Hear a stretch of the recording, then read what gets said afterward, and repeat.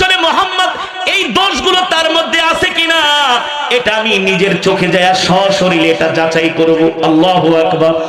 তোফাইল বিন আমর দাউসি বলে আমি দিনের বেলা বের হব না, মুহাম্মাদের কাছে যাব না, তাহলে মক্কার মানুষগুলো দেখে ফেলবে, আমি যাব হব ঘুটঘুটে অন্ধকারের মধ্যে। মাগরিবের সময় তো একটা অন্ধকার হয়, ঠিক না? তোফাইল বিন আমর দাউসি ঘুটঘুটে অন্ধকারের সময় বের হয়েছে আল্লাহর নবীকে দেখার জন্য। আল্লাহর নবী রাহমাতুল লিল আলামিন নামাজ আদায় করার জন্য বাইতুল্লাহ আসছে, কাবার চত্বরে আসছে।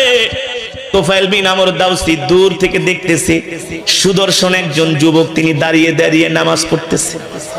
তোফাইল বিন আমর দাউসি পিছন থেকে আল্লাহর নবীর হাত মোবারক দেখতেছে, এত সুন্দর কান দেখতেছে, এত সুন্দর চুলগুলো দেখতেছে, এত সুন্দর আল্লাহর নবীর পুরো শরীর মোবারক দেখতেছে, নূরে চমকাচ্ছে, ঝলমল করছে, তার হাতগুলো, তার কানগুলো, তার চুলগুলো।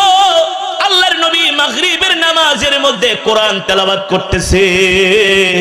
তোফাইল বিন আমর দাউসি তো কানের মধ্যে তুলা ঢুকায়া রাখছে, কিন্তু শুনতে পারতেছে না।